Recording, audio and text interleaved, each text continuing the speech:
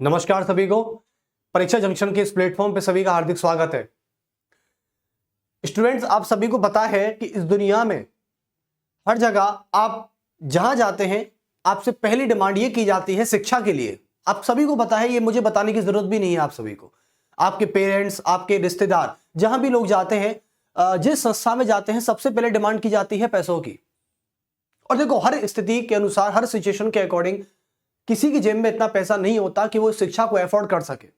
मैं आपको हकीकत बता रहा हूं, इस हकीकत से रूबरू करा रहा हूं। हर किसी की बस की नहीं होता कि हर किसी की जेब में इतना पैसा नहीं होता कि वह तुरंत उस शिक्षा के लिए जमा करा सके। हालांकि पर मजबूरन पेरेंट्स क्या करता है, ईएमआई में करता है।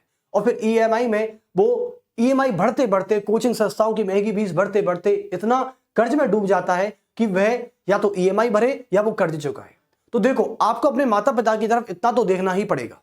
जैसे कि आज आपको पता है कि हम दिल्ली से इस परीक्षा जंक्शन संस्था के माध्यम से फ्री क्लास अवेलेबल कराते हैं, बिल्कुल फ्री, जिसकी कोई भी कीमत अदा आपको नहीं करनी है। बिल्कुल 0% में बात कर रहा हूं। तो इसलिए मैं चाहता हूं कि आप अपने पेरेंट्सों का बोझ कम करके, देखो आपके पेरेंट्स किस तरीके से कमा रहे हैं। मैं ये नहीं कह रहा कि अथा पैसा है तो आप उसे शिक्षा में इतना लगा दें, मैं ये नहीं कह रहा, क्योंकि और भी जिम्मेदारियां घर की होती हैं। तो जब आपको फ्री क्लासेस ऑनलाइन मिल ही रही हैं तो इधर उधर भागना क्यों है? आपको मुझे एक चीज का आप जवाब दे दीजिए कि इधर उधर भागना ही क्यों है, और पैसे को सही जगह इन्वेस्ट करना है। देखो, आपको पता है कोचिंग संस्थाएं, मैं खुद इसका विरोध करता हूं पर्सनली, इस संस्था के माध्यम से नहीं बल्कि मैं पर्सनली भी इसका विरोध करता हूं, और इस संस्था पे मैं पढ़ा रहा हूं। तो इसलिए मेरा कहने का फर्ज इतना बनता है कि आपको यदि शिक्षा और तैयारी करनी है तो परीक्षा जंक्शन से बिल्कुल जुड़ जाइए। क्यों? क्योंकि यहां पर बिल्कुल फ्री क्लासेस है। और मैं अपनी सब्जेक्ट की बात नहीं कर रहा, मैं आपसे मैथमेटिक्स की बात कर रहा हूं, मैं आपसे रीजनिंग की बात कर रहा हूं। और परीक्षा जंक्शन पे history, geography, current affairs, English, यानी जितने भी कॉम्पिटिटिव एग्जाम है उनमें आने वाला जो भी पोर्शन है। और मुझे ज्यादा हाईएस्ट पता है कि यूपीएससी का एग्जाम टॉप लेवल का होता है, उसमें या तो मैथ या रीजनिंग या जीके आती है। और जीके में आप पॉलिटी है, हिस्ट्री है, ज्योग्राफी है, करंट अफेयर्स है, और इंटरनेशनल रिलेशंस है, और थिंकर्स है। इसके अलावा यूपीएससी में कुछ नहीं आता। यानी हम टॉप लेवल यूपीएससी की बात करें और उससे नीचे की बात करते हैं तो एसएससी। और आज हमारे भारत में एसएससी का क्राउड इतना भरा पड़ा है, लेकिन मैं बस आपको बता रहा हूं कि कोचिंग वाले लगातार तरीके से लूट रहे हैं, लूट मार चल रही है। मैं मानता हूं कि शिक्षा के लिए कुछ ना कुछ दक्षिणा बनती है, बिल्कुल बनती है। लेकिन अब कहेंगे सर हम दक्षिणा कैसे लेंगे? देखो, हमारी दक्षिणा इतनी है कि आप यदि हमारी क्लासेस देख पा रहे हैं, हमारी क्लासेस को यूटिलाइज कर पा रहे हैं, और आपका सिलेक्शन हो पा रहा है, वही हमारे लिए सही मायने में एक दक्षिणा होती है। तो दक्षिणा जरूरी नहीं है कि पैसों से अदा की जाए। दक्षिणा का मतलब होता है कि आप उसे अपने पैशन के अकॉर्डिंग, अपने पोटेंशियल के अकॉर्डिंग भी अदा कर सकते हैं। और एक टीचर के लिए क्या चाहिए? एक टीचर के लिए दक्षिणा के रूप में केवल और केवल बच्चे का सिलेक्शन चाहिए। तो परीक्षा जंक्शन से जुड़ जाइए, क्योंकि इस प्लेटफॉर्म के माध्यम से सभी क्लासेस हैं, मेरी नहीं बल्कि जितनी भी क्लासेस होती हैं वो फ्री ऑफ कॉस्ट और पीडीएफ के साथ आपको अवेलेबल कराई जाएंगी। बस आपके जुड़ने की देर है, तो हम इंतजार करेंगे आपके जुड़ने का। और अगली मुलाकात आपके साथ होनी चाहिए हमारी। और इंक्वायरी सेंटर पे भी आप कॉल कर सकते हैं। आप जैसे कि इंस्टाग्राम पे जाते हैं, परीक्षा जेएन, मैं आपको लिख देता हूं, परीक्षा यानी इस परीक्षा जेएन करके भी आप सर्च कर सकते हैं। इंस्टाग्राम पे, लिंक्डइन पे, व्हाट्सएप के पेज पर आप इसे फॉलो कर सकते हैं किसी भी। और यूट्यूब पर तो हम ही हैं, और यूट्यूब पर हम डेली क्लासेस ले रहे हैं पॉलिटी की और थिंकर्स की। जैसा कि रीजनिंग वाली पिंकी मैम है, रीजनिंग पढ़ाती हैं, तो क्या धमाकेदार पढ़ाती हैं, एक बार पढ़ के तो देखिए। उसके अलावा हमारे मैथमेटिक्स अमन सर पढ़ाते हैं, तो उनसे एक बार जुड़ के देखिए और फिर देखिए कि क्या मजा आता है। जनवरी में हम भी इंजॉय के साथ आपको पढ़ाएंगे और आप भी इंजॉय के साथ पढ़ना। तो चलिए, मैं अगली इंतजार की घड़ी में आपका वेट करूंगा, और इस घड़ी का अंत आपको ही करना होगा कि आपको जुड़कर इसे संस्था को और हमारे बीच में एक दूरियों को मिटाना होगा। ये दूरियां मिटनी चाहिए, दूरियां पैसों से नहीं, बल्कि आपने तो इस भीड़ का हिस्सा बन चुके हैं। इस भीड़ से अलग हटिए एक बार, और फ्री एजुकेशन की तरफ आइए, जहां पे आपसे कोई कीमत अदा नहीं की जा रही है। चलिए, तो मैं आशा करता हूं कि अगली बार से जब आप आएंगे, और इस वीडियो को जितना हो सके सब्सक्राइब, और मैं कह रहा हूं शेयर कर दीजिए, ताकि और भी बच्चों तक पहुंच सके। देश में, हमारे देश में 140 करोड़ की आबादी में सबकी जेब में इतना पैसा नहीं है। केवल 10% लोग हैं जिनकी जेब में हमेशा पैसा रहता है। लेकिन वो 10% वाले जो बच्चे हैं, वो इस चीज में लगे ही नहीं हुए, वो तो अपने बिजनेस में लगे हुए हैं। चलिए खैर, फिर मुलाकात होगी इस तरीके की, लेकिन आप इसे शेयर जरूर करिएगा, मुझे शेयर किसी भी कीमत पर चाहिए।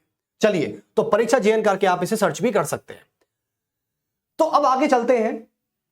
हमारे देश में इतना कंट्रोवर्शियल एक मुद्दा है, इतना गरमा रहा है, सारी पॉलिटिकल पार्टियां बड़ी उतावली हो रही हैं। कुछ पॉलिटिकल पार्टी चाहती हैं ये काम हो जाए, कुछ पॉलिटिकल पार्टी चाहती है ये काम नहीं हो। लेकिन आज आपको मैं इस हकीकत से रूबरू कराऊंगा। थोड़ा सा मुद्दा गर्म है तो आप भी गर्म नहीं होएगा और मैं भी गर्म नहीं होऊंगा। शर्त यह है हमारे बीच के इस लेक्चर की कि हम बिल्कुल डेटा पर बात करेंगे और थोड़ी बहुत हम पॉलिटिकल पार्टीज की एक आइडियोलॉजी पर बात करेंगे, क्योंकि यूपीएससी में और एसएससी में हमेशा यह मुद्दा जरूर आना है। आप याद रखें, चाहे किसी भी तरीके से आएगा, मैं आपको बताऊंगा कि यहां से क्वेश्चन कैसे बनेगा। और ये करंट अफेयर्स का एक मुद्दा मान लो, एक पॉलिटी का है लेकिन करंट का है। तो चलिए, आज जो संसद में बहस हो रही है उस मुद्दे का नाम है एक देश एक चुनाव। क्या बवाल है ये, ऐसा क्या मुद्दा है ये भाई कि जिस पर इतनी बहस हो रही है? बीजेपी गवर्नमेंट चाहती है कि इसे लागू किया जाए, जबकि अदर पॉलिटिकल पार्टी चाहती है कि लागू नहीं हो। अब सही कौन है गलत कौन है, इसका फैसला तो हम तो नहीं कर सकते, इसका फैसला आप लोग करेंगे। क्योंकि आपको जब मैं सारी एक फेनोमेना बताऊंगा इस लेक्चर का, तो आप इस चीज को ये लागू करेंगे कि सर कौन सी पार्टी सही कर रही है और कौन सी पार्टी गलत कर रही है, क्योंकि ये पॉलिटी का हिस्सा है। मैं आपको बीजेपी या कांग्रेस के बारे में नहीं पढ़ाने आया, मैं आपको पढ़ाने आया हूं केवल पॉलिटी के बारे में।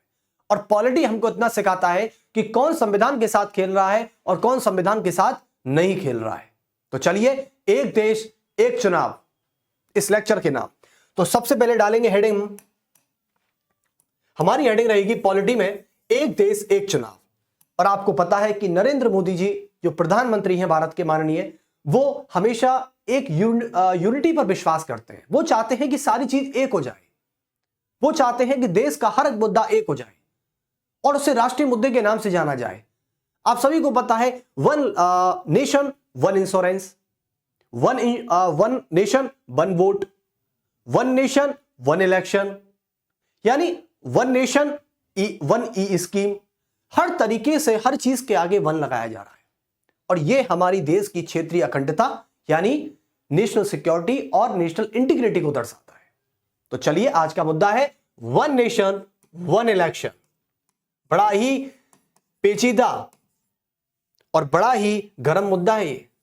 और मैं नहीं, आप संसद के राज्यसभा टीवी आप जब देखते हैं तो वहां पर जाके देख सकते हैं, वन नेशन वन इलेक्शन। जैसा कि आप सभी को पता है, लोकसभा के चुनाव अभी होकर हुए हैं फ्री, और दिल्ली में विधानसभा के चुनाव अभी जारी हैं। और दिल्ली नहीं बल्कि हर समय समय पर किसी न किसी टाइम पर किसी न किसी राज्य के विधानसभा के चुनाव चल रहे होते हैं। आप भी किसी न किसी स्टेट में रहते हैं, तो आप देखते हैं कि हर वक्त कोई ना कोई चुनाव आता ही रहता है। तो इस स्थिति के बारे में आज हम चर्चा करने वाले हैं। तो वन नेशन वन इलेक्शन। चलिए, तो अब जाते हैं सीधे संसद के उस माहौल में। संसद चल रही है जहां पर पॉलिटिकल पार्टी बैठी है, अपोजिशन बैठा है, जहां पर रूलिंग पार्टी बैठी है। और रूलिंग पार्टी हमारी बीजेपी गवर्नमेंट जो है, हमारे देश की सरकार जो सरकार चला रही है, नरेंद्र मोदी के नेतृत्व में वो सरकार काम कर रही है। तो अब क्या था कि एक्चुअली में यहां पर दो चीजें बच्चों। सबसे पहले वन नेशन वन इलेक्शन को लेकर ये एक मुद्दा है। क्या है मुद्दा? जिसको हम कह सकते हैं टॉपिक। और टॉपिक रहा ये हमारी इंडियन पॉलिटी का, इंडियन पॉलिटी। तो सबसे पहले आप सभी को पता है कि वन नेशन वन इलेक्शन का मतलब होता है, इसका अर्थ है कि एक देश एक चुनाव। यानी जब देश एक है तो अलग अलग समय पर भारत में अलग अलग समय पर अलग अलग चुनाव क्यों होते हैं, सबसे बड़ा मुद्दा यह है। तो पहले तो इसका अर्थ जान लेते हैं। तो इसका मीनिंग है, तो इसका मीनिंग क्या है? इसका मीनिंग हो जाएगा कि एक देश में लोकसभा, एक देश में लोकसभा एवं राज्य विधानसभाओं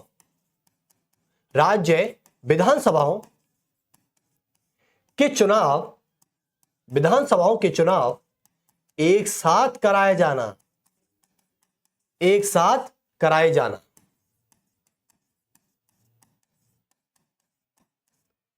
अब समझ गए मेरी बात? यानी लोकसभा, अब देखो लोकसभा के चुनाव हर समय पर अलग अलग तो नहीं होते हैं, क्योंकि लोकसभा के चुनावों में केवल सेंट्रल गवर्नमेंट बनती है और वो देश में केवल 5 साल में एक बार होते हैं।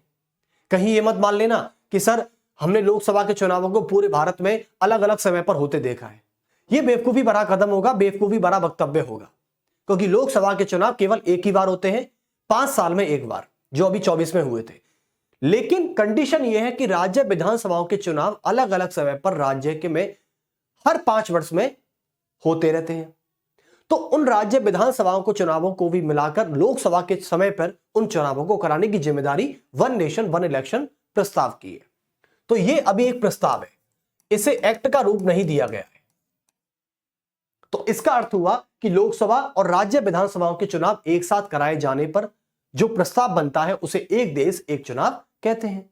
चलिए, तो इसका अर्थ आपको समझ में आ गया। अब आते हैं इसकी भूमिका पर कि इसकी भूमिका क्या है सर। देखो, आज हमारे देश में कई सारे आयोग, कई सारे कमीशन, कई सारी पॉलिटिकल पार्टी, कई सारे प्रशासनिक अधिकारी और कई सारी ऑपोजिशन पार्टी आज चर्चा में लगी हुई है। यानी हमारे देश में लोकसभा और राज्य विधानसभाओं के चुनाव एक साथ कराए जाने को लेकर बल्कि लॉ कमीशन, नीति आयोग, संविधान यानी कॉन्स्टिट्यूशनल जुडिशियल रिव्यू कमेटी और उसके अलावा हमारा जो नीति आयोग है, ये चारों आयोग आपस में चर्चा में लगे हुए हैं कि कौन सही है कौन गलत है। यानी आज भूमिका की बात करें तो प्रधानमंत्री नरेंद्र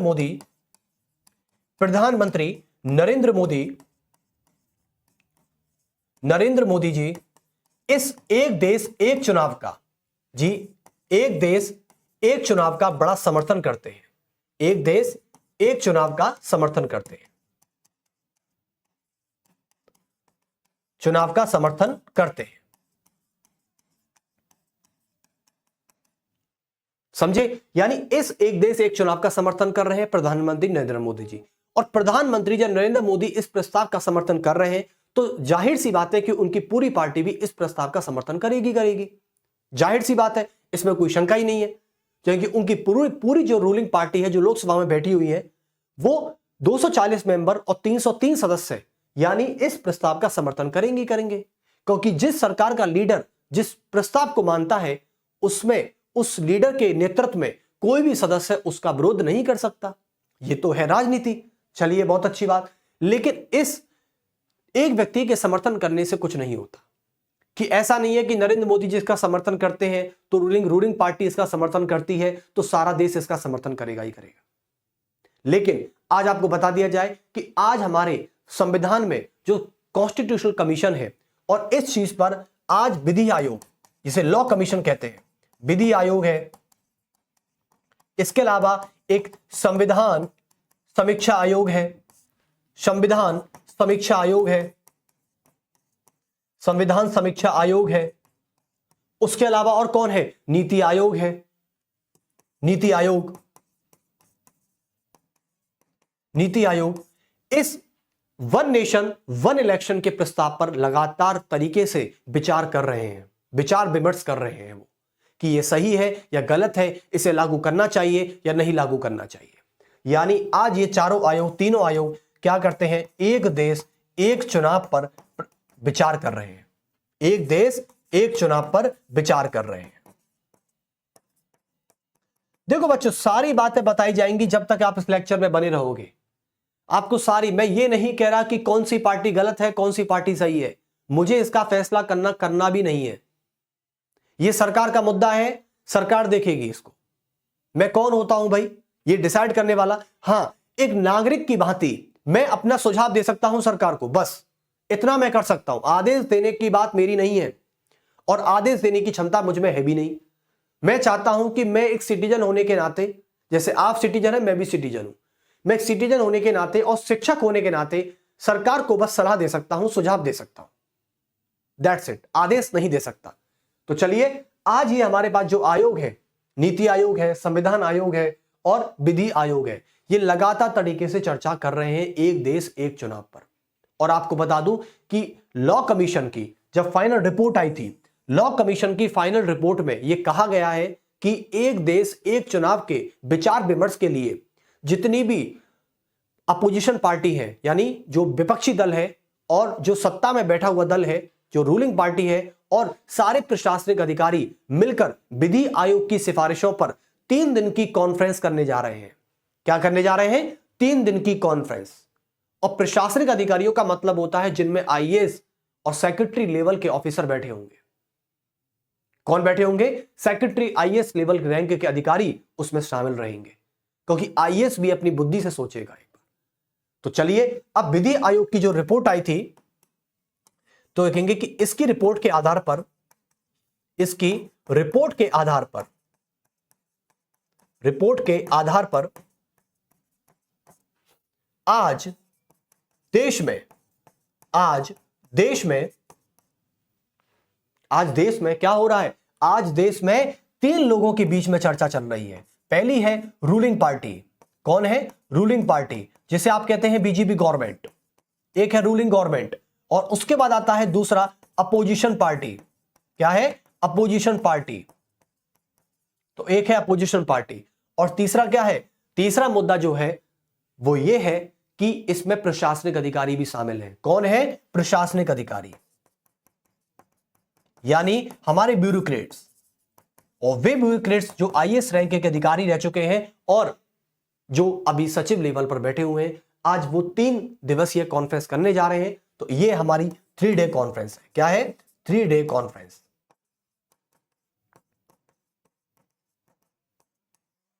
बहुत अच्छे, यानी हमने ये पता लगा लिया है कि आज हमारे देश में 3 लोगों के बीच में और 3 मुद्दों, यानी रूलिंग गवर्नमेंट, अपोजिशन पार्टी और प्रशासनिक अधिकारियों के बीच में आज 3 दिवसीय चर्चा लगातार जारी है कि एक देश एक चुनाव के क्या फायदे हैं और क्या नुकसान है। लेकिन सवाल यह पैदा होता है हमारे स्टूडेंट्स कि एक देश एक चुनाव की जरूरत क्यों है? ऐसी क्या वजह है? ऐसा क्या रीजन है जो हमें इसको लाना पड़ रहा है? यह भी तो कोई रीजन हो सकता है ना। और एक देश एक चुनाव कोई अनोखी पहल नहीं है इस देश में। आप यह मत सोचिए कि नरेंद्र मोदी ही एकमात्र ऐसे व्यक्ति हैं जो एक देश एक चुनाव को लाए थे। ऐसा नहीं है, बल्कि इससे पहले भारत के कई प्रधानमंत्री हुए जिन्होंने एक देश एक चुनाव देश में कराई भी हैं। तो चलिए पहले इसकी पृष्ठभूमि जान लेते हैं, इसका हिस्टोरिकल बैकग्राउंड जान लेते हैं। तो बात करते हैं हिस्टोरिकल बैकग्राउंड की। हिस्टोरिकल बैकग्राउंड यानी ऐतिहासिक पृष्ठभूमि क्या कहती है? देखिए बच्चों, ऐतिहासिक पृष्ठभूमि यह कहती है कि एक देश एक चुनाव जो अभी वर्तमान में चल रहा है, यह मुद्दा, यह एक्चुअली में एक ऐसा मुद्दा नहीं है जो एक अनोखा मुद्दा है, बल्कि यह एक ऐसा मुद्दा है जो हमारे भारत के भूतपूर्व यानी फॉर्मर प्राइम मिनिस्टर इसको ला चुके हैं और इसको लागू भी कर चुके हैं। जैसे कि सबसे पहली बार इसको लाया गया था 1952 में। कब लाया गया था? 1952 में। तो 1952 में, यानी जब हमारे पहले लोकसभा चुनाव हुए थे, तो उस समय आप सभी को पता है कि पहली बार एक देश एक चुनाव का पालन कब किया गया था? 1 नेशन और 1 इलेक्शन। 1 नेशन 1 इलेक्शन का प्रयोग सबसे पहली बार किया गया था 1952 में। ओके, दूसरी बार इसका प्रयोग किया गया 1957 में, जिस समय भारत के प्रधानमंत्री जवाहरलाल नेहरू थे और कांग्रेस की गवर्नमेंट थी। तीसरी बार इसका जब प्रयोग किया गया था, तो तीसरी बार इसका प्रयोग किया गया है 1962 में, इंडो चाइना वॉर के समय तीसरी बार इसका प्रयोग किया गया। चौथी बार इसका जब प्रयोग किया गया था, तो समय कुछ ऐसा था कि 1967। कब था? 1967। यानी आज हमारे देश में जिस मुद्दे की बात मैं आपसे कर रहा हूं ना, और बड़े तरीके से सोचिएगा, और ये जो टॉपिक है ना, ये किसी विद्यार्थी के लिए तो है ही है, क्योंकि विद्यार्थी यानी स्टूडेंट जो कॉम्पिटिटिव एग्जाम की तैयारी करने वाला है, वो ये पूछ सकता है, बिल्कुल पूछ सकता है।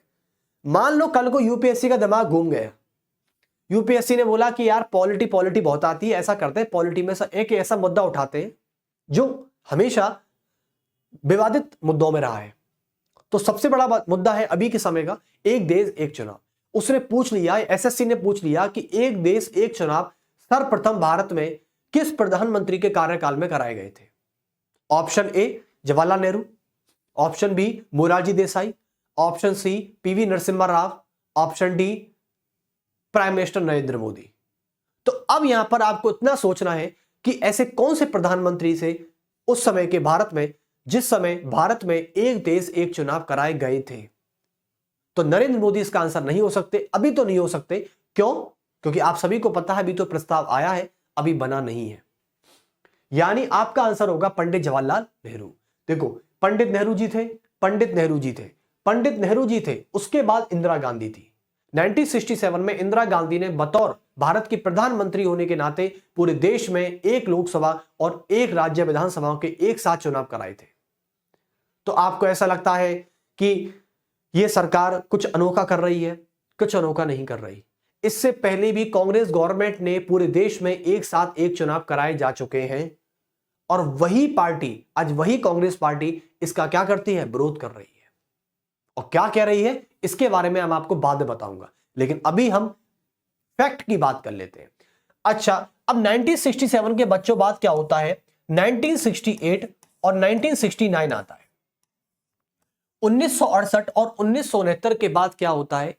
हमारे देश में होने वाले एक देश और एक चुनाव का जो क्रम है, जो सिलसिला है, वो टूट जाता है। और टूटने के बाद इसका रीजन था क्योंकि इस समय में क्या था, कई सारे राज्य विधानसभाओं को 5 वर्ष होने से पहले भंग कर दिया गया था। और जब कोई राज्यसभा अपने समय से पहले भंग हो जाती है तो वहां से आने वाले समय में जो इलेक्शन होते हैं वो डिस्टर्बेंस में आ जाते हैं। किस में आते हैं? डिस्टर्बेंस में आते हैं। क्योंकि जिस समय मान लो एक राज्य विधानसभा का कार्यकाल, स्टेट लेजिस्लेटिव असेंबली जो आपके राज्य की चुनाव होते हैं, राज्यों की विधानसभाओं को यदि 5 वर्ष होने से पहले ही भंग कर दिया जाता है तो जो शेष समय होता है उसके आने वाले 1 वर्ष के बाद 6 महीने के बाद चुनाव होना जरूरी हो जाता है। तो वो क्रम वहां से टूट जाता है। तो इसलिए 1968 और 69 में कई राज्यों की विधानसभाओं को समय से पहले भंग कर दिया गया। समय से पहले भंग कर दिया गया था। बस इतनी सी बात याद रखें कि ये हमारे देश में एक लोकसभा और एक देश और एक चुनाव कराए गए थे 4 बार, 52 में, 57 में, 62 में और 67 में।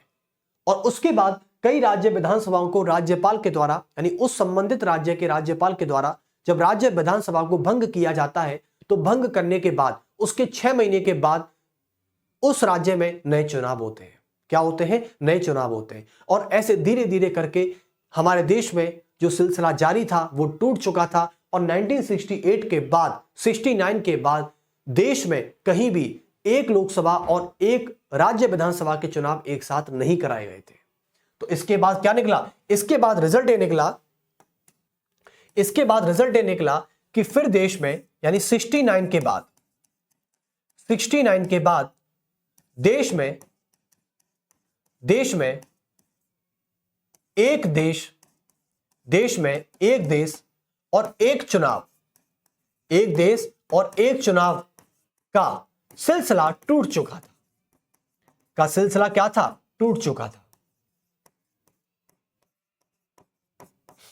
टूट चुका था। बस इतनी सी बात याद रखें तो यकीनन आप समझ जाएंगे। बच्चों ये तो था डेटा, मैंने आपको डेटा बता दिया और जो फैक्ट में बता दिया, और ये बहुत इंपॉर्टेंट है, आप इस पे 5 स्टार लगा दें। मान लो कॉम्पिटिटिव एग्जाम में ये पूछ लिया कि हमारे देश में एक देश एक चुनाव कितनी बार कराए गए हैं, तो आपका आंसर होना चाहिए 4 बार, 5वीं बार नहीं होना चाहिए। क्योंकि 5वीं बार क्या होता, यह सिलसिला जारी रहने को था, लेकिन कई राज्य विधानसभाओं को इंदिरा गांधी के द्वारा या राज्यपाल के द्वारा भंग करवाया गया और भंग होने के बाद यह सिलसिला टूट गया। और अब ये आज तक हमारे देश में यानी 69 से लेके आज 2024 तक यह सिलसिला कतई तरीके से लागू नहीं है। और आज देखिए यानी इतने वर्ष हो चुके हैं हमारे इस सिलसिले को जो टूट चुका है और इस सिलसिले को आज तक अपनाया नहीं गया है। लेकिन नरेंद्र मोदी जी के नेतृत्व में जो सरकार काम कर रही है वो इस प्रस्ताव को दोबारा लाने वाली है और इस प्रस्ताव को लागू करने वाली है। लेकिन अब ये सही है या गलत है ये फैसला सरकार को करना है, हमें नहीं। तो ये तो था हिस्टोरिकल बैकग्राउंड। जो लोग कहते हैं कि भैया ये तो पहली बार हो रहा है, पहली बार नहीं हो रहा है, ये हमारे देश में ऐसे कई समय में ऐसा हो चुका है। और आपको बता दूं ये चारों सरकारें कांग्रेस की सरकारें थी। ये कांग्रेस गवर्नमेंट है, बीजेपी इसमें कहीं भी नहीं है। पूरा भारत उस समय कांग्रेस से भरा हुआ था, बीजेपी का तो कहीं नामो निशान नहीं था भाई। काम नाम था तो केवल 1 या 2 मेंबर थे बस, ज्यादा नहीं थे, जो कि जनता दल की सरकार के नाम से जाने जाते थे। उसके बाद आपको पता है इमरजेंसी के बाद भारत में पहली सरकार गैर कांग्रेसी बनी थी जिसका नाम था मोरारजी देसाई की सरकार 1977 में। यहां तो बीजेपी का नामो निशान नहीं था। 1980 में बीजेपी का गठन हुआ भाई साहब। तो जो लोग ये आरोप लगा रहे हैं कि नरेंद्र मोदी जी कुछ अनोखा कर रहे हैं, ऐसा क्यों कर रहे हैं, देखो विरोध करने से कुछ नहीं होता। जो लोग विरोध कर रहे हैं ना उनके वंशज, उनके पूर्वज इस काम को कर चुके हैं, तो विरोध करने की बात ही नहीं बनती। भाई ये बताइए तब भी तो संविधान काम ही कर रहा था ना। जब संविधान तब काम कर रहा था तो भाई आज संविधान को तुम एक देश एक चुनाव को संविधान के खिलाफ क्यों मान रहे हो? लेकिन इसके पीछे भी तर्क दिए गए हैं, ये मैं ही नहीं बोल रहा, इसके पीछे भी कई सारे तर्क दिए गए हैं अपोजिशन की तरफ से। उन तर्कों के बारे में आज हम चर्चा करने वाले हैं आपसे। तो चलिए आगे चलते हैं। हमें कुछ क्वेश्चंस के आंसर चाहिए और वो ये है कि सबसे बड़ी बात है कि एक देश यानी 1 नेशन और 1 इलेक्शन, एक देश एक चुनाव, यूपीएससी में क्वेश्चन कैसे बनेगा? पहली बात तो वो इसका अर्थ पूछेगा आपसे। क्या पूछेगा? मीनिंग पूछेगा। सबसे पहला आता है इसका अर्थ क्या है, इसका मीनिंग क्या है। दूसरी चीज आपसे पूछेगा कि परिभाषा, अर्थ एक ही बात है। दूसरी बात आपसे पूछेगा,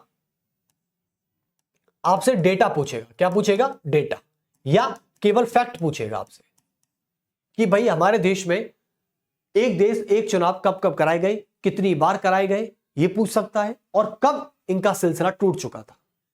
चौथा क्वेश्चन आपसे एक देश एक चुनाव के बारे में इतना पूछेगा कि इसकी जरूरत क्यों है, जरूरत क्यों है, एक ये पूछेगा आपसे।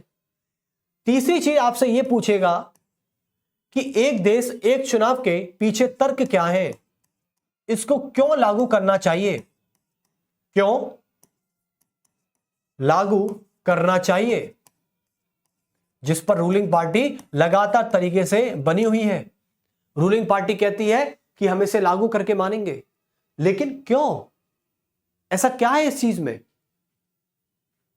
और उसके बाद जो हमारा चौथा मुद्दा होगा वो होगा कुतर्क का। कुतर्क का मतलब होता है कि जो लोग इसका समर्थन नहीं कर रहे हैं एक देश एक चुनाव का, वो सारी पॉलिटिकल और वो सारी रीजनल पार्टियां इसमें आ जाती है। तो कुतर्क का मतलब होता है कि क्यों, कि लागू नहीं करना है इसे, लागू ना करने के पक्ष में, लागू ना करने के पक्ष में, लागू ना करने के पक्ष में यह बात कही जाती है। अब हमने अभी जो देखा था वो अर्थ देखा था। अर्थ का मतलब होता है कि एक यानी एक समय पर लोकसभा और सभी राज्यों के विधानसभाओं के चुनावों को एक समय पर एक साथ कराया जाना, इसका अर्थ है।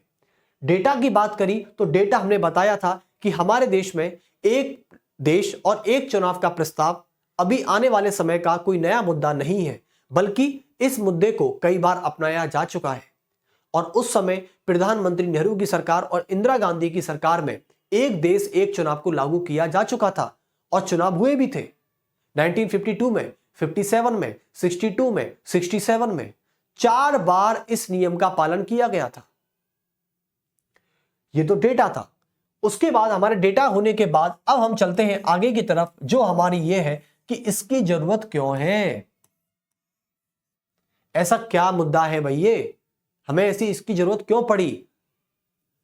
बीजेपी गवर्नमेंट ये चाहती क्यों है कि वन नेशन वन इलेक्शन आना चाहिए? लगभग से लगभग ये दोनों मुद्दे समान रूप से काम करेंगे। बच्चों याद रखना, ये दोनों मुद्दे समान रूप से काम करेंगे। यानी इसकी जरूरत क्यों है और इसे लागू क्यों करना चाहिए, ये लगभग से लगभग दोनों एक ही पॉइंट है, दोनों एक ही पॉइंट है। इसका आंसर जो होगा वो इसमें भी सेट हो सकता है और इसमें भी सेट हो सकता है। चलिए, तो सबसे पहली बात आती है कि लागू करने के पक्ष में। तो पहले आते हैं हम तर्क पे बात करते हैं। पहले किस पे बात करते हैं? तर्क पे बात करते हैं। तो तर्क क्या कहता है? तर्क ये कहता है कि लागू करने के पक्ष में, लागू करने के पक्ष में। अब लागू करने के पक्ष में क्या तर्क दिए जाते हैं? देखो, बीजेपी गवर्नमेंट और प्रधानमंत्री नरेंद्र मोदी जी के नेतृत्व में काम कर रही सरकार ये बोलती है, क्योंकि इस प्रस्ताव को लाने वाले ही खुद प्रधानमंत्री नरेंद्र मोदी जी की सरकार है, यानी रूलिंग पार्टी हमारे देश में काम कर रही है बीजेपी। बीजेपी इस प्रस्ताव को लाई थी और बीजेपी के इस प्रस्ताव के लाने के पीछे केवल और केवल कई, एक नहीं बल्कि कई सारे कारण भी मौजूद हैं आज। जैसे क्या कारण मौजूद है? जैसे कि पहला कारण इन्होंने दिया है, पहला कारण है कि एक देश एक चुनाव को लागू करने से, जैसा कि पहले हो चुका है, इनको लागू करने से हमारे राज्यों में अलग अलग समय पर होने वाले अलग अलग राज्यों के विधानसभा चुनावों में इससे क्या होता है कि पूरा देश चुनावी मोड में रहता है। आपने देखा होगा बच्चों कि भारत में 28 राज्य हैं। कितने हैं? 28 राज्य हैं। 28 राज्यों में किसी न किसी राज्य विधानसभा का कार्यकाल पूरा होता है और वहां पर चुनाव होते हैं। और इससे क्या होता है, एक राज्य का चुनाव होने का मतलब यह होता है कि पूरे देश में चुनावी माहौल बन जाता है। और चुनावी माहौल से कहीं ना कहीं हमारी सरकार की योजनाएं, प्रशासनिक फैसले और नीतिगत निर्णय प्रभावित होते हैं। नीतिगत निर्णय का मतलब होता है कि जो पॉलिसी होती है वो रुक जाती है, कहीं ना कहीं ऐसा होता है। जैसे कि मान लीजिए मैं राजस्थान से आता हूं, तो राजस्थान से है, या मान लो कोई यूपी से आता है। अब कल को मान लो बिहार में चुनाव है, तो उसका थोड़ा बहुत माहौल यूपी में गरमाएगा। कल को यदि बिहार में इलेक्शन हो जाते हैं और बिहार में इलेक्शन होने की वजह से यूपी में थोड़ा बहुत इंपैक्ट पड़ेगा ही पड़ेगा, सिक्योरिटी का, पॉलिसी का। और सबसे बड़ी बात है कि जब आसपास के पड़ोसों में, जहां पर आप रहते हैं और आसपास के पड़ोस के राज्यों में चुनाव होते हैं, तो आपका लीडर भी उस चुनावी रैली में सम्मिलित होता है। और जब आपका लीडर चुनावी रैलियों में बिजी रहेगा तो आपके लिए काम कौन करेगा? मुझे यह बता दीजिए। अभी यूपी में चुनाव थे, सॉरी अभी दिल्ली में चुनाव है। अब सोचिए, दिल्ली में चुनाव हो रहे हैं, दिल्ली विधानसभा के। यूपी के मुख्यमंत्री योगी आदित्यनाथ बीजेपी के लिए दिल्ली में प्रचार करने आ रहे हैं। समझना मेरी बात को, योगी आदित्यनाथ दिल्ली में प्रचार करने के लिए बीजेपी का, जो कि एक चमकता दमकता चेहरा है, कौन? योगी आदित्यनाथ जी। तो योगी आदित्यनाथ जी बीजेपी का प्रचार करने लगातार दिल्ली में रामलीला मैदान में आते रहते हैं। अब उनके आने का मतलब यह है कि जो यूपी का राजा है, यानी यूपी का किंग का मतलब इन द सेंस यूपी का मुख्यमंत्री अपने सारे कामों को छोड़कर दिल्ली के विधानसभा चुनावों में बिजी है, तो यूपी के लिए काम कौन कर रहा है? मुद्दा इस बात का है भाई साहब, मुद्दा इस बात का है। और जरूरी नहीं है कि यूपी का, बल्कि आपको बता दूं राजस्थान के मुख्यमंत्री भजन लाल लगातार दिल्ली का दौरा कर रहे हैं। तो लगातार दिल्ली के दौरे करने का मतलब क्या है कि वो लगातार बीजेपी का प्रचार कर रहे हैं। और बीजेपी का प्रचार करने का मतलब है कि फिर राजस्थान की कमान कौन संभाल रहा है, राजस्थान में काम कौन कर रहा है फिर, यदि वो दिल्ली के चुनावों में इतना बिजी हो गए हैं तो कुल मिला के बात ये होती है कि आपके राज्य में यदि चुनाव है तो आस पड़ोस के जो लीडर है उस राज्य के, वो जरूर चुनाव प्रचार में भाग लेते हैं। उनका पूरा दिमाग चुनाव में रहता है। जब लीडर का दिमाग चुनावी माहौल में रहेगा तो वो आपके लिए, जनता के लिए काम कब करेगा? सवाल यह पैदा होता है। तो इसलिए मैं कहना चाहता हूं कि यदि एक देश एक चुनाव आ जाने से सभी राज्य विधानसभा के चुनाव एक समय पर किए जाएंगे, पूरा देश चुनावी मूड में नहीं रहेगा, चुनावी माहौल में नहीं रहेगा, हमारे प्रशासनिक और जितने भी पॉलिसी वाले फैसले हैं वो प्रभावित नहीं होंगे, चुनावी खर्च भी कम होगा। तो कई सारे तर्क हैं। तो चलिए पहला तर्क लिख लेते हैं इस पे। तो पहला तर्क क्या कहता है? पहला तर्क यह कहता है कि अलग अलग समय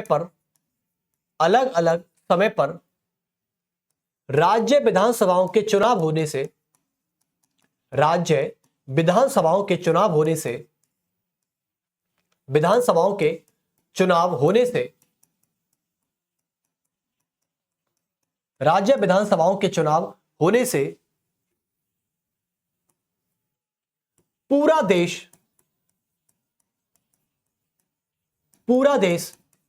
चुनावी माहौल में रहता है।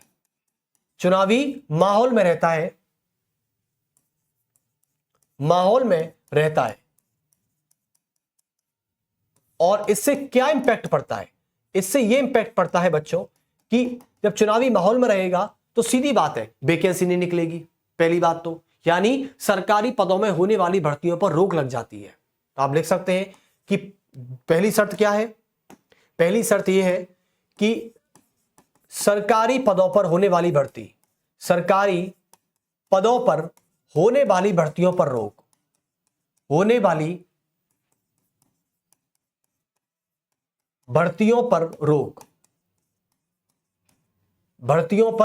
रोक लग जाती है। अब मान लो एक बच्चा कितने साल से तैयारी कर रहा है, अब उसे लगता है कि मेरी तैयारी पूरी हो गई है, अब वो वैकेंसी का वेट कर रहा है। वैकेंसी का वेट तो करता ही करता उसकी उम्र चली गई। क्यों चली गई? क्योंकि भाई साहब उस समय राज्य में विधानसभा के चुनाव हो रहे थे। समझे ना? यानी जिस स्टूडेंट का तैयारी करने के बाद उसकी तैयारी अच्छी है, अब वो रोजगार का वेट कर रहा है, अब वो सरकारी नौकरी की वैकेंसी की तलाश में है। पता चला कि राज्य विधानसभा के चुनाव आ गए और 6 महीने तक कोई भर्ती निकली ही नहीं है। क्यों नहीं निकली? क्योंकि सरकार तो भैया चुनावों में व्यस्त है ना, कहां से वो रोजगार की तरफ ध्यान देगी? पहला क्वेश्चन बनता है। दूसरी बात, ये बच्चों ये इंपैक्ट है, यदि एक देश एक चुनाव हो जाते हैं तो ये इंपैक्ट कम हो जाएगा, ये इंपैक्ट ऑटोमेटिकली कम हो जाएगा। ये इंपैक्ट तब पड़ता है जब राज्य विधानसभा के चुनाव अलग अलग समय पर होते हैं। और आज अपोजिशन पार्टी जिस चीज का विरोध कर रही है वो इसका विरोध नहीं कर रही, इसको तो चाहती है वो कि राज्य विधानसभा के चुनाव अलग अलग समय पर ही हो, जिससे आपको सरकारी पदों पर होने वाली भर्तियों में रोक लग जाए। और एक बात सुनिए, दूसरी बात और क्या होता है, सारे प्रशासनिक मामले, प्रशासनिक फैसले व नीतिगत जो निर्णय होते हैं वो क्या होते हैं? प्रभावित होते हैं। क्या होते हैं? प्रभावित होते हैं। और बताइए, यानी कोई भी सरकार आपके लिए काम करना चाहती है, वो काम चाह के भी नहीं कर पाती भाई, क्योंकि चुनाव आ चुके हैं और चुनाव के समय में हर सरकार अपना प्रचार कर रही होती है। किसके पास इतना टाइम है ये बताइए मुझे। कल को राजस्थान में चुनाव हो जाए, दिल्ली में चुनाव है, मुझे बता दो, दिल्ली में चुनाव है अभी, और दिल्ली में चुनाव होने के नाते अरविंद केजरीवाल जी कौन सी योजना दिल्ली में लागू कर पा रहे हैं अभी? उनके तो हाथ बंधे हुए ना अभी, उनके हाथ तो बंधे हुए हैं अभी। या जो भी दिल्ली की मुख्यमंत्री है आतिशी जी, वो कौन सी योजना लागू कर पा रही है मुझे बता दीजिए। अभी सारे के सारे नेता चुनावों में बिजी है भाई साहब, आपकी तरफ ध्यान कौन देगा? पहली बात तो क्वेश्चन यहीं से उठ जाता है। यदि मान लो एक देश एक चुनाव हो भी जाते हैं तो इससे हमारा ही फायदा है। इससे क्या फायदा है? हमारा ही फायदा है। बल्कि हमारा क्या फायदा है? सारे विद्यार्थियों की टाइम पर वैकेंसी आएगी। पहली बात तो भाई सारे चुनाव हो गए, चलो ठीक है, अब हमें काम करना है। क्या करना है? काम। तो अब लीडरों का हमेशा एक ही पर्पस रहेगा कि अब मुझे काम करना है। चुनाव हो गए, प्रचार हो गया, जितना होना था हल्ला हुल्ला सब हो गया, अब बचा क्या? काम। लेकिन अलग अलग समय पर चुनाव होने से क्या होता है कि नेताओं का हमेशा जो मूड रहता है वो चुनाव की तरफ रहता है, और चुनाव की तरफ रहेगा तो आपके लिए काम कोई नहीं करेगा।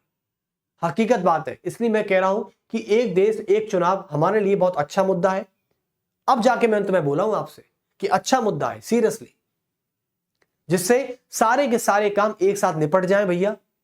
ये बार बार चुनावी प्रचार का माहौल बनाना, रैलियाबाजी करना और रैलियों से आम जनता परेशान होती है, कभी मेट्रो का रूट बदल जाता है, कभी ट्रैफिक रूट बदल जाता है, ऑफिस जाने वाले को देरी हो रही होती है, और उसके बाद जो भी एम्बुलेंस है उस सबको रोक दिया जाता है। अब बताइए कितना बड़ा इंपैक्ट है भाई। जहां से रैलियां निकल रही है वहां के ठेले, वहां की दुकानें सब बंद कर दी गई, सबका रोजगार ठप हो गया। अब ऐसे क्या चलता रहेगा हमारे देश में कि किसी की ठेलियां बंद कर दो, किसी के रास्तों को, ट्रैफिक का रूट बदल दो, किसी का मेट्रो का रूट टाइम चेंज कर दो, आज ये वाले मेट्रो स्टेशन का गेट एग्जिट नहीं है, बंद है। क्यों? क्योंकि साहब नेताओं की रैलियां हो रही हैं। और क्यों हो रही है? क्योंकि चुनाव आ गए। आज इस राज्य में चुनाव है, कल उस राज्य में ये नौटंकियां होती हैं। तो ऐसे क्या हमारा देश नौटंकियों को झेलता रहेगा? ये सारी चीजें आपके लिए एक मुद्दा है, आप इस बात को सोचिएगा। और यूपीएससी वाले खासकर, क्योंकि क्वेश्चन आ सकता है। तो प्रशासनिक फैसले, नीतिगत निर्णय प्रभावित होते हैं। उसके अलावा दूसरा क्या इंपैक्ट है? यदि अलग अलग समय पर चुनाव होते हैं तो और क्या इंपैक्ट पड़ता है? और इंपैक्ट ये पड़ता है भाई साहब कि आपको पता है जिस राज्य में चुनाव होते हैं, या लोकसभा के चुनाव है या राज्य विधानसभा के चुनाव है, भारत में किसी ना किसी राज्य के चुनाव चल रहे होते हैं। मुझे एक समय ऐसा बता दीजिए कि जहां पर पूरे भारत के किसी भी राज्य में चुनाव नहीं हो। एक समय ऐसा बता दीजिए। मैं आपसे क्वेश्चन पूछता हूं, मुझे बताइए ना। एक समय ऐसा बता दीजिए कि जहां पर पूरे देश में, एक देश में किसी ना किसी राज्य में चुनाव नहीं हो रहे थे। अभी दिल्ली के चुनाव चल रहे, कल को पता चलेगा 10 दिन बाद, अरे साहब बिहार में चुनाव आ गए। हालांकि बिहार में हो चुके हैं, लेकिन फिर भी बिहार में चुनाव आ गए। इसके 2 साल बाद राजस्थान में चुनाव आ गए। इसके अब देखो, अब 2027 में, अब क्या चल रहा है, 25, 2 साल के बाद यूपी में इलेक्शन है भाई साहब। अब बताओ क्या करेंगे? यूपी में चुनाव है 2 साल के बाद। तो कहने का मतलब यह है कि इस देश में कोई भी राज्य ऐसा नहीं है जहां पर एक समय पर जिसके चुनाव नहीं चल रहे हो। चुनाव चल रहा होता है। 2026 में किसी का कार्यकाल पूरा हो रहा होगा, उसके चुनाव हो जाएंगे। अरे चुनाव हो गया, बवाल हो गया भाई। मैं मानता हूं कि हमारे देश में चुनावी प्रणाली एक लोकतंत्र की आदर्शशिला होती है, लेकिन हर समय चुनाव, हर समय इलेक्शन, हर समय। अब बताइए, दिल्ली में चुनाव है, नरेंद्र मोदी जी जो देश के लीडर हैं, वो अभी दिल्ली के विधानसभा चुनावों में बहुत व्यस्त है प्रचार करने में। जब देश का लीडर चुनाव प्रचार करने में इतना व्यस्त हो जाएगा तो आपके लिए काम कौन करेगा? यह सवाल पैदा होता है। इसलिए नरेंद्र मोदी जी चाहते हैं कि इस प्रणाली को लागू करने के बाद भाई मैं भी फ्री, आप भी, सब भी फ्री, और आप अपना काम करो, मुझे अपना काम करने दो, बात खत्म। तो तीसरा इंपैक्ट क्या पड़ता है? तीसरा इंपैक्ट पड़ता है कि चुनाव के समय में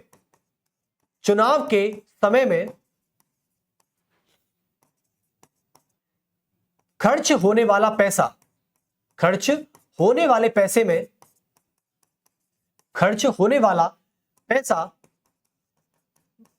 बजट में कमी आएगी, बजट में कमी आएगी। आपको पता है बच्चों, एक राज्य के विधानसभा चुनावों में एक एमएलए का प्रचार करने के लिए करोड़ों करोड़ों रुपए लग जाते हैं। क्या लगते हैं? करोड़ों करोड़ों रुपए लग जाते हैं। और वो पैसे उनके घर में कहीं पेड़ से लटक नहीं रहे कि वो पेड़ से तोड़कर लाते हैं। ये आप ही का पैसा है, और आप ही का पैसा चुनावी प्रचार में खर्च होता है। कितना सुंदर लगता होगा ना आपको ये सुनकर? सुंदर लगता है, गंदा लगता है? मुझे इतना बता दीजिए। अच्छा लगता है या बुरा लगता है? सोचिए ना एक बार। आपका पैसा किसी की जेब में, मान लो मैं मानता हूं 50,000 रुपए, समझे? आपका पैसा, क्योंकि आप 50,000 में से जो टैक्स देते हो, उस टैक्स का कुछ हिस्सा चुनावी प्रचार में खर्च हो रहा है। मुझे तो अच्छा नहीं लगता। और चलो ठीक है, एक बार चुनाव में खर्च हो गया, मान लिया, कोई दिक्कत नहीं यार, चुनाव तो होना चाहिए। देखो भाई, लोकतंत्र है, डेमोक्रेसी है, चुनाव तो होना लाजमी है, क्योंकि हमारे संविधान की यही खूबसूरती है कि चुनाव, जो चुनावी प्रणाली होती है, चुनाव हमारे लोकतंत्र का एक आंख की तरह काम करती है। किसकी तरह काम करती है? आंख की तरह, आईज। और यही हमारे लोकतंत्र की एक प्रमुख आधारशिला है, बेसिक स्ट्रक्चर है, इसको नहीं हटा सकते। लेकिन एक समय पर चुनाव हो जाए तो पैसा एक बार ही खर्च होगा। जितना होगा भैया, मैं कहता हूं 400 करोड़ हो गया, ठीक है, हो जाने दो। कम से कम एक बार तो हुआ, लेकिन बार बार चुनाव हो रहे हैं, ना तो पैसे का पता चल रहा है ना बजट का पता चल रहा है। तो ये इंपैक्ट है। यानी कहने का मतलब है कि पैसा जो खर्च होता है उसमें कमी आएगी। इंपैक्ट मतलब ज्यादा खर्च होता है, सॉरी, यानी कि ज्यादा खर्च होगा, बजट में ज्यादा खर्च होगा, इंपैक्ट है ना, इसलिए ज्यादा खर्च होगा। फोर्थ इंपैक्ट यह है कि इस समय क्या होता है, आप सभी को पता है कि राज्य विधानसभाओं के जब चुनाव आते हैं तो सारी सिक्योरिटी, मैं अभी दिल्ली में हूं और दिल्ली में विधानसभा चुनाव चल रहे हैं, मुझे एक भी पुलिस कर्मचारी अभी ऐसा नहीं दिख रहा है जो नागरिकों की सुरक्षा में लगा हुआ है।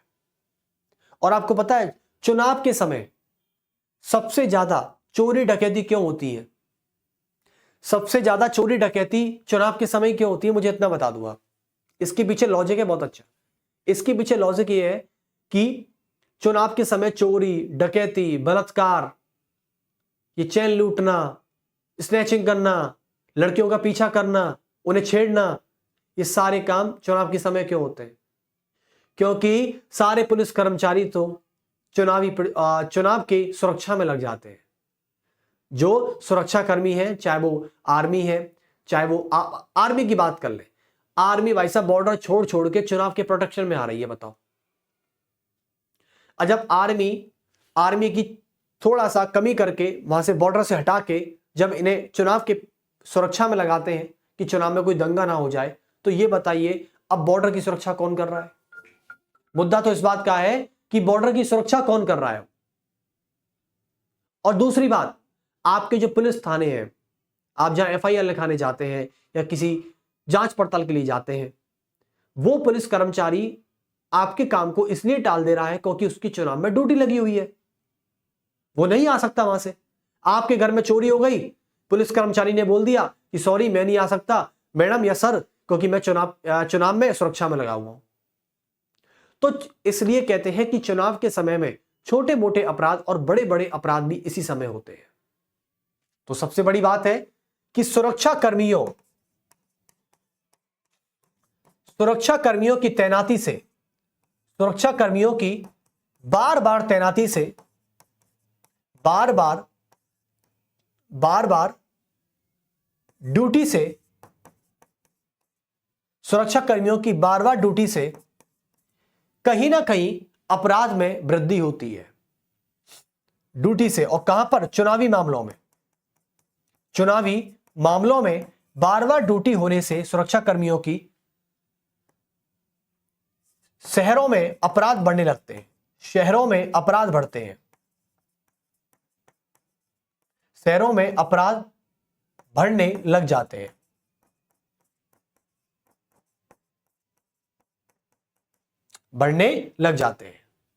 देख लिए। तो यानी जब एक मान लो पूरा पुलिस थाना, जिसमें साहब मैं मानता हूं कि 40 कर्मचारी हैं, 40 कांस्टेबलों की साहब ड्यूटी लगा दी गई चुनावी प्रचार में। जो 40 कर्मचारी कांस्टेबल जो शहर की सुरक्षा करते, नागरिकों की सुरक्षा करते, होने वाले अपराध को कम करते, आज वो चुनावी सुरक्षा में लगे हुए हैं ताकि इलेक्शन में कोई दंगा ना हो जाए। बताइए, इतना बड़ा इंपैक्ट पड़ रहा है आज हमारे देश पर, लेकिन अपोजिशन पार्टी इसका लगातार विरोध करने में लगी हुई है। लेकिन उनका विरोध भी सही है, गलत नहीं है, उनका विरोध सही है, बिल्कुल सही मायने में सही है। क्यों? क्योंकि उनके पीछे आप जब तर्क सुनोगे ना तो आप ये भी कहोगे कि हाँ ये भी ठीक है।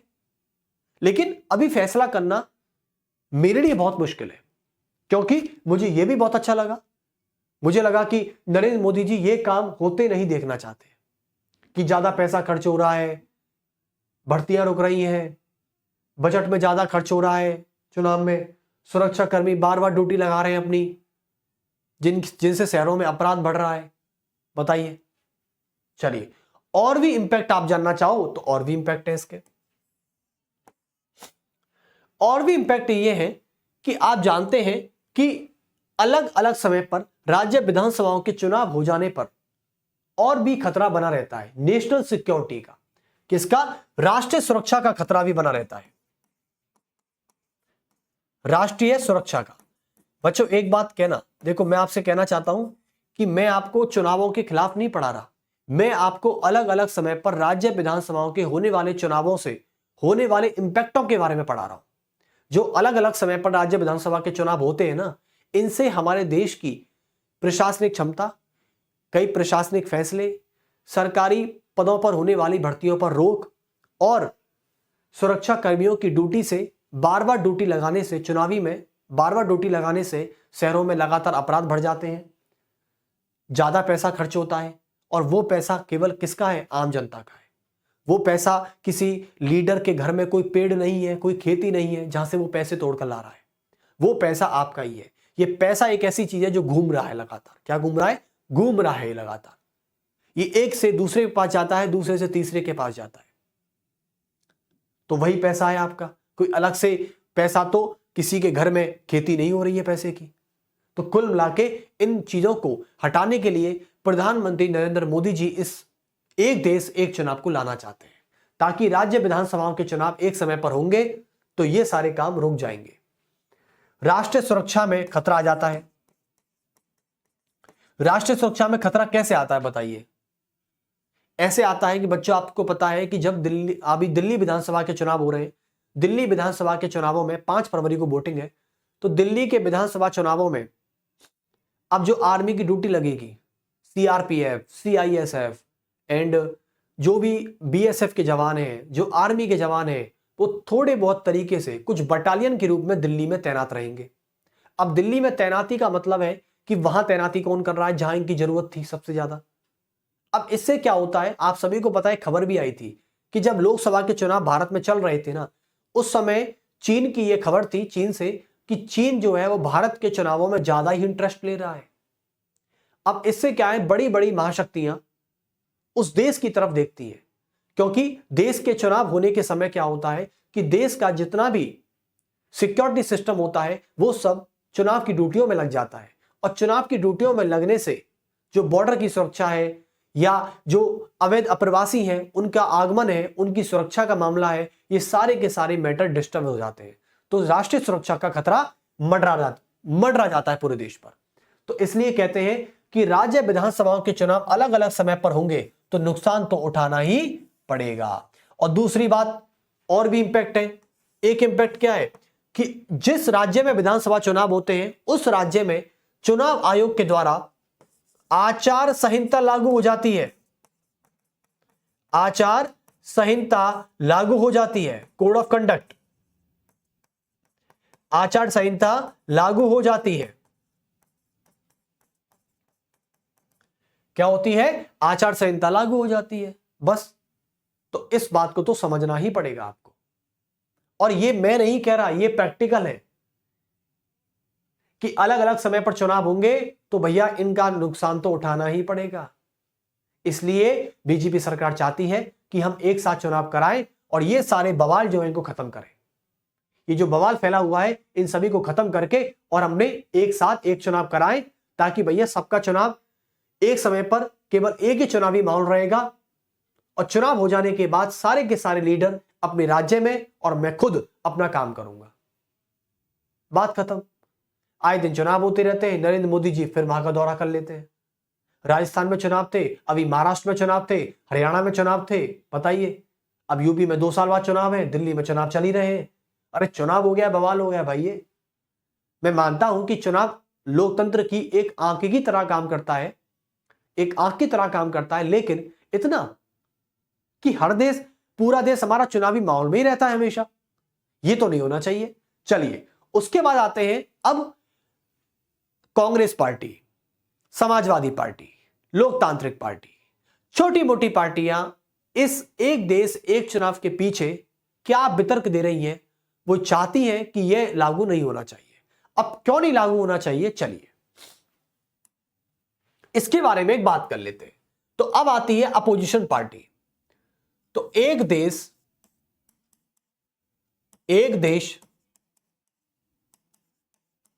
एक चुनाव, एक देश एक चुनाव के लागू ना होने के पक्ष वाले, ना होने के पक्ष में,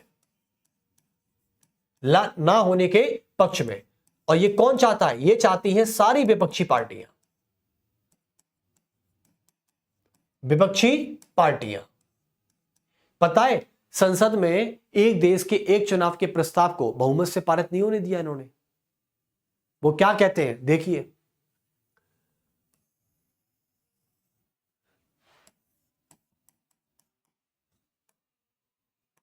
पहला मुद्दा इनका यह है कि पहली बात तो सारी अपोजिशन पार्टी यह कहती है कि संसदीय मॉडल के खिलाफ है, कि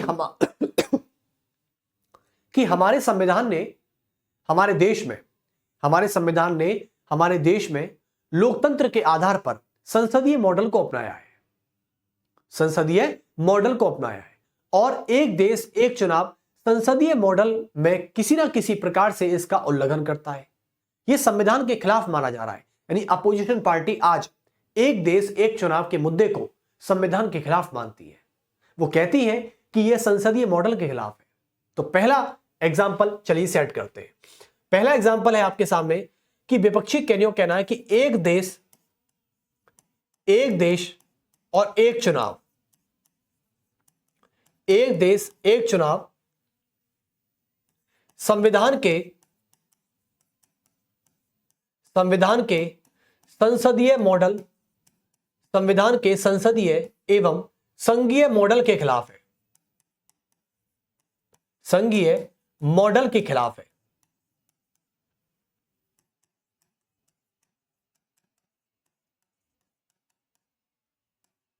संसदीय और संघीय मॉडल के खिलाफ है। दूसरा इंपैक्ट यह बता रहे हैं कि भाई एक देश एक चुनाव यदि लागू हो जाए तो और क्या क्या बुरे परिणाम हो सकते हैं, यह विपक्ष कह रहा है।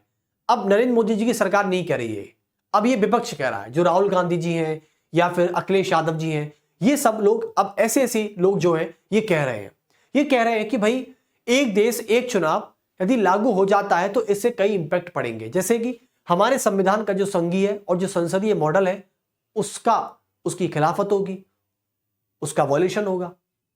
तो ये गलत है। चलिए मान लिया, अच्छी बात है। अब आते हैं दूसरा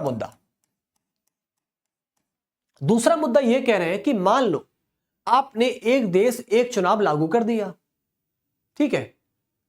अब राष्ट्रपति आर्टिकल 85 के सब क्लॉज 1 और किसी राज्य का राज्यपाल आर्टिकल 174 सब क्लॉज 2 के अकॉर्डिंग, मान लो किसी देश का भारत का राष्ट्रपति आर्टिकल 85 के तहत और राज्य का राज्यपाल आर्टिकल 174 के अकॉर्डिंग, मान लो कि देश के लोकसभा या राज्य की विधानसभा को समय से पहले भंग कर देता है। तो समय से पहले भंग करने पर फिर उस स्थिति में आप राज्यों के विधानसभा चुनाव कैसे कराएंगे, मुझे यह बता दें। बात तो सही कही है। देखो मैं ये नहीं कह रहा कौन गलत है कौन सही है, लेकिन यह कह रहा हूं जिन्होंने भी कहा है बहुत अच्छा कहा है, बहुत बढ़िया कहा है। बात तो सही है कि मान लीजिए एक राज्य विधानसभा और लोकसभा का जो कार्यकाल होता है वो 5 वर्ष होता है। लोकसभा का और विधानसभाओं का जो कार्यकाल होता है वो 5 वर्ष का होता है, कार्यकाल 5 वर्ष का होता है। अब मान लीजिए लोकसभा की बात करें तो राष्ट्रपति लोकसभा को समय से पहले भंग कर सकता है और विधानसभा को भंग करने का काम करता है राज्यपाल। किसमें कहा गया है? आर्टिकल 174 सब क्लॉज 2 में, और यह कहा गया है आर्टिकल 85 सब क्लॉज 1 में। ओके, यानी कुल मिला के बात कही गई कि यदि राज्यपाल या राष्ट्रपति लोकसभा तथा विधानसभा को समय से पहले ही भंग कर देगा तो भंग करने के बाद जब चुनाव होंगे 6 महीने के अंतराल में, तो वो चुनाव कैसे कराओगे? क्योंकि चुनाव तो तभी होंगे ना जब एक समय आएगा, जब सभी राज्यों के विधानसभा के चुनाव का समय आएगा तभी तो उस राज्य के विधानसभा के चुनाव होंगे। मान लीजिए 28 राज्य है, 28 में से 2 राज्यों की विधानसभा पहले भंग हो गई और 28 के चुनाव आपने एक साथ करा दिए। अब 28 के चुनाव एक साथ कराने के बाद 2 राज्यों की विधानसभा भंग हो चुकी है। अब बचे कितने? 26। अब 26 राज्यों की विधानसभा के चुनाव का समय जब आएगा तब उन 2 राज्यों के विधानसभा के चुनाव होंगे जो भंग हो चुकी थी। तो इसका मतलब यह है कि वो 2 राज्य क्या बिना मुख्यमंत्री के काम करेंगे जब तक 26 राज्यों के विधानसभा के चुनावों का समय नहीं आ जाएगा। मुद्दा तो है यार सही, तो सच में इसका मतलब ये इंपैक्ट भी पड़ेगा। तो आप लिख सकते हैं सबसे बड़ी बात ये इंपैक्ट पार्ट पड़ेगा कि यदि वन नेशन वन इलेक्शन से, यदि वन नेशन वन इलेक्शन से चुनाव कराए जाएं, चुनाव कराने के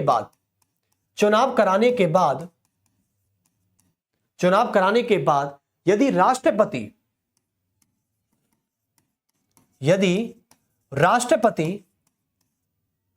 आर्टिकल 85 सब क्लॉज 1 तथा राज्यपाल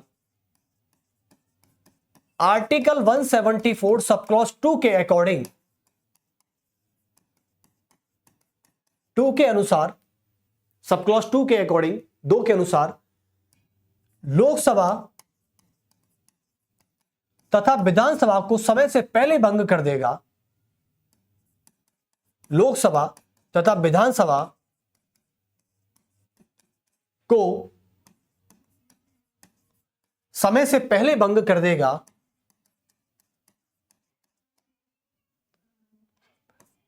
समय से पहले भंग कर देगा, तो 6 महीने के अंतराल में चुनाव कैसे कराओगे? तो आने वाले समय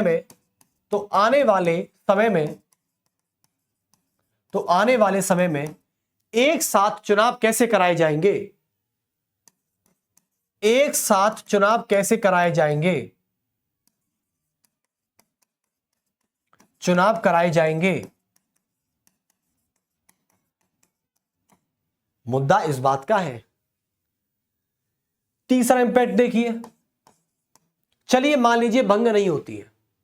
अब मान लो एक देश एक चुनाव हो गए, लोकसभा के चुनाव हो गए और 28 राज्यों के विधानसभा के चुनाव हो गए और उन यूटी के चुनाव हो गए, जम्मू कश्मीर, दिल्ली और पुडुचेरी, इनके विधानसभा के चुनाव भी हो गए। ठीक है, अब इसके बाद क्या होता है? चुनाव हो जाने के बाद मान लो हमारे भारत में वो स्थिति बन जाती है जिसमें राष्ट्रीय आपातकाल लागू करना पड़ जाता है। आर्टिकल 352 के तहत राष्ट्रपति राष्ट्रीय आपातकाल की घोषणा कर देता है। अब राष्ट्रीय आपातकाल के खत्म होने के बाद लगभग 1 वर्ष तक लोकसभा को बढ़ाया जा सकता है, 1 वर्ष तक। तो अब उस समय पर चुनाव कैसे कराओगे? क्योंकि 1 साल यदि लोकसभा का कार्यकाल बढ़ेगा तो इसका मतलब है कि सभी राज्यों के विधानसभा का चुनाव का कार्यकाल बढ़ेगा। भाई चुनाव तो एक समय पर होने हैं ना, जब चुनाव एक समय पर होने हैं तो फिर आप एक का कार्यकाल बढ़ाओगे तो सभी का कार्यकाल बढ़ाना पड़ेगा इमरजेंसी के बाद। और मान लो किसी राज्य में आर्टिकल 356 का प्रयोग करके राष्ट्रपति शासन को लागू कर देता है किसी एक पर्टिकुलर राज्य पर, तो उस राष्ट्रपति के शासन के खत्म होने के बाद भी जब विधानसभा का कार्यकाल बढ़ाया जाता है तो एक राज्य के विधानसभा के कार्यकाल को बढ़ाने के चक्कर में सभी राज्यों के विधानसभा के कार्यकाल को बढ़ाना पड़ेगा। बात तो ठीक कही है, यानी कुल मिला के यहां पर इंपैक्ट तीसरा भी पड़ेगा। तीसरा इंपैक्ट यह पड़ेगा, एक है आर्टिकल 352 कि 352 के प्रयोग से 352 के प्रयोग के बाद 352 के प्रयोग के बाद यानी राष्ट्रीय आपातकाल के बाद लोकसभा के कार्यकाल को बढ़ाने के लिए, लोकसभा के कार्यकाल को बढ़ाने के बाद सभी राज्यों के कार्यकाल को बढ़ाना पड़ेगा। लोकसभा के कार्यकाल को 1 वर्ष बढ़ाने के बाद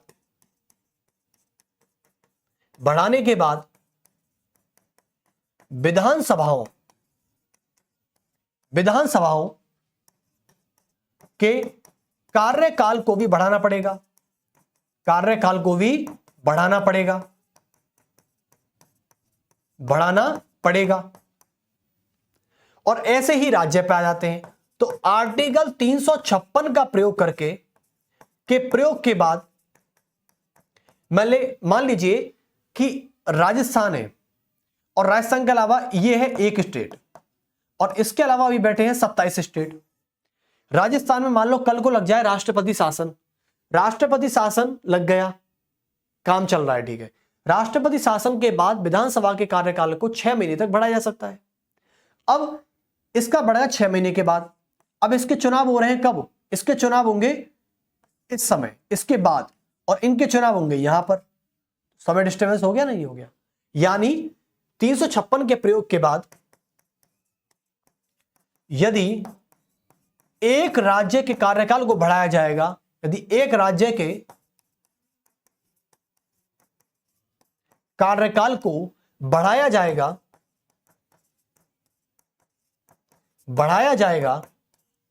तो शेष सभी राज्यों के कार्यकाल को भी बढ़ाना पड़ेगा, क्योंकि चुनाव तो एक साथ कराने हैं। तो शेष राज्यों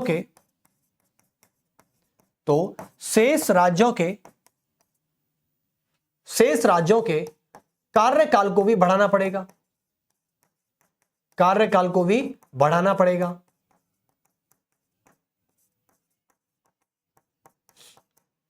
आप ऐसे समझिए इन दो चीजों को, जैसे कि मान लो एक परिवार है, एक फैमिली है।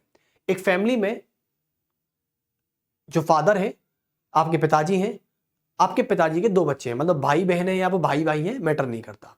दो औलाद है, मान लीजिए 2 संतान है।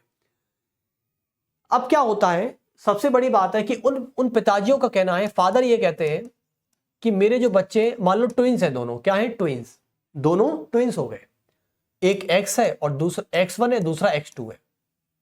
एक फादर है, उनके 2 ट्विंस बच्चे हैं, ठीक है, फादर और मदर दोनों कहते चले, फादर और मदर, मान ली माता पिता, और उनकी जो संतान है वो दोनों ट्विंस हैं, जुड़वा हैं। ट्विंस का मतलब है कि दोनों ने स्कूल में सेम एडमिशन लिया, ठीक है, बिल्कुल सेम समय पर। जैसे एक समय पर एक चुनाव कराए गए, ऐसे ही दोनों को एक समय पर एक एडमिशन एक क्लास में दे दिया गया, ठीक है। मान लो इन्होंने फर्स्ट क्लास में सेम टाइम पर एडमिशन ले लिया, और इसका मतलब यह है कि 2 राज्यों में एक साथ चुनाव हो गए, या 2 जो बच्चे थे उन्होंने एक समय पर एक ही क्लास में एक साथ एडमिशन ले लिया। अब मान लीजिए आगे पहुंचे साहब 3rd क्लास में, ये एक समय पहुंच गए 10th क्लास में। क्या पहुंच गए? 10th क्लास में पहुंच गए भाई। फर्स्ट क्लास में थे 8-9 साल के बाद 10th क्लास में पहुंच गए। अब मान लीजिए दोनों ही पहुंचे, दोनों ही 10th क्लास में पहुंच गए, ओके। अब क्या होता है, मान लो किसी भी कारण तरीके से X1 जो है, X1 को ऐसी बीमारी लग जाती है जिसके कारण वो एक ऐसी बीमारी लग जाती है जिसके कारण X1 1 साल का बेड रेस्ट करता है। उसे स्कूल जाना, ये वर्क करना, डॉक्टर ने कह दिया है कि इसे किसी भी तरीके का लोड नहीं दिया जाएगा, 1 साल की छुट्टी करवा दो और इसे बेड पर आराम करने दो। ये किसी भी काम करने, किसी भी मानसिक तरीके से और शारीरिक तरीके से कोई काम नहीं कर सकता। यदि इसने आराम नहीं किया तो आने वाले 3 वर्षों में इसकी मृत्यु हो जाएगी। अब आपके हाथ में, तो माता पिता इस स्थिति में क्या करते हैं, उस X1 नाम के बच्चे को बेड रेस्ट करवा देते हैं 10th के बाद 1 साल तक। लेकिन अब X2 की जो बारी थी 11th में आने की, अब समझ गए ना मेरी बात। अब यहां पे ये गणित है, X2 जो 11th क्लास में आने वाला था, लेकिन वो X1 की वजह से बैठा हुआ है। क्यों? क्योंकि पिताजी का कहना है कि मेरे 2 बच्चे पढ़ेंगे तो एक साथ पढ़ेंगे, वरना वो पढ़ेंगे नहीं। अब कहने का मतलब यह है कि X2 क्या होगा, X2 वैसे ऐसा कोई पिता चाहता नहीं है, लेकिन फिर भी एक कंडीशन है। अब X2 उस X1 के ठीक होने का वेट करेगा। ऐसे ही यहां पर राज्य वाली कंडीशन है कि एक राज्य में राष्ट्रपति शासन लग गया तो सभी राज्यों में नहीं लगेगा, लेकिन उस राज्य में राष्ट्रपति शासन के खत्म होने के बाद जो कार्यकाल बढ़ेगा, जो एक साथ एक समय पर एक चुनाव नहीं कराने देगा, उन सभी के राज्यों के कार्यकाल को भी बढ़ाना पड़ेगा ताकि एक समय पर एक चुनाव हो सके।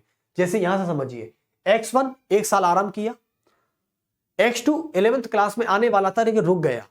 अब या तो X1 को 1 साल के बाद X2 के बराबर लाने के लिए उसे 1 साल जंप कराया जाएगा। समझ गए ना?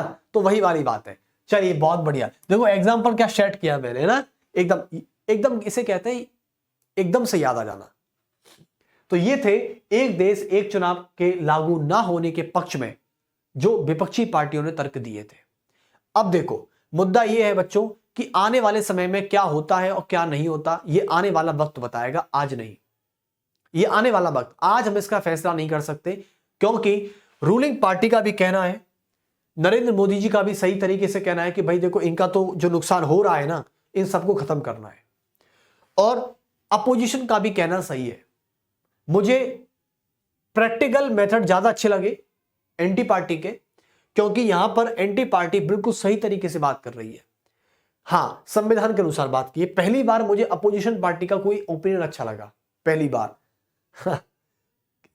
तो उनने सही कहा कि भाई आप ये कैसे हैंडल कर पाओगे, मान लो भंग हो गई तो आप राष्ट्रपति शासन, राष्ट्रीय आपातकाल के समय कैसे हैंडल कर पाओगे, ये तो बता दो। हां, ये इसका सॉल्यूशन मिल गया तो फिर मैं कहता हूं इसका सॉल्यूशन मिलने के बाद अपोजिशन पार्टी भी इसका विरोध नहीं करेगी। और इस देश में प्रधानमंत्री नरेंद्र मोदी जी के संकल्प को लागू होने से कोई नहीं रोक सकता। तो ये थे आज के हमारे एक देश एक चुनाव को लेकर बहुत गरमाया हुआ मुद्दा है, और इसलिए कहते हैं कि इन चीजों को पढ़ना बहुत जरूरी है। मैंने आपको सबसे पहले अर्थ के बारे में समझाया, फिर मैंने डेटा समझाया, फिर मैंने जरूरत क्यों है और तर्क भी दिए कि इसे लागू क्यों करना चाहिए और इसे लागू क्यों नहीं करना चाहिए, इसके पीछे भी मैं आपको तर्क दे चुका हूं। तो ये चारों चीज हमारी कंप्लीट हो चुकी है। इसको यहां से काट दीजिए, वो एक ही चीज है, दोनों ये दोनों एक ही चीज है बच्चों, ठीक है। चलिए, तो ये लेक्चर अब यहां पर फिनिश होता है और ये टॉपिक भी फिनिश होता है, लेकिन अब आप इंतजार करते रहिए और देखते हैं आगे कि ये लागू होता है या नहीं लागू होता है। और आपको बता दूं, एक देश एक चुनाव, एक देश एक चुनाव को की जो कमेटी है उसकी प्रेसिडेंसी जो कौन कर रहा है, वो हमारे भारत के भूतपूर्व यानी भारत के former president of India Ramnath Kovind इसकी प्रेसिडेंसी की क्या कर रहे हैं, अध्यक्षता कर रहे हैं। तो एक बात लिख दीजिए यहां पर कि एक देश एक चुनाव, इस कमेटी का यानी इस प्रस्ताव पर विचार करने के लिए, इस प्रस्ताव पर विचार करने वाली समिति, विचार करने वाली समिति, विचार करने वाली समिति की अध्यक्षता, समिति की अध्यक्षता कौन कर रहा है, हमारे भारत के पूर्व राष्ट्रपति, भारत के पूर्व राष्ट्रपति रामनाथ कोविंद। पूर्व राष्ट्रपति, उनका नाम है रामनाथ कोविंद, और इसका नाम है जेपीसी कमेटी। क्या है, जेपीसी समिति। जेपीसी समिति इसकी प्रेसिडेंसी कर रही है। ओके, चलिए, बहुत अच्छे। ये टॉपिक होता है आपका फिनिश, और फिर मिलते हैं इसी संस्था के माध्यम से आपके अगले चैप्टर की तरफ। चलिए, और सभी को मेरा बहुत बहुत नमस्कार। ये टॉपिक कैसा लगा आपको? ये आने वाले कॉम्पिटिटिव एग्जाम में बहुत ही इंपॉर्टेंट है, इसकी मीनिंग, इसका डेटा, और यूपीएससी वालों के लिए तर्क और वितर्क। तो चलिए फिर मिलते हैं ऐसे ही टॉपिक के साथ। सभी को मेरा बहुत बहुत नमस्कार।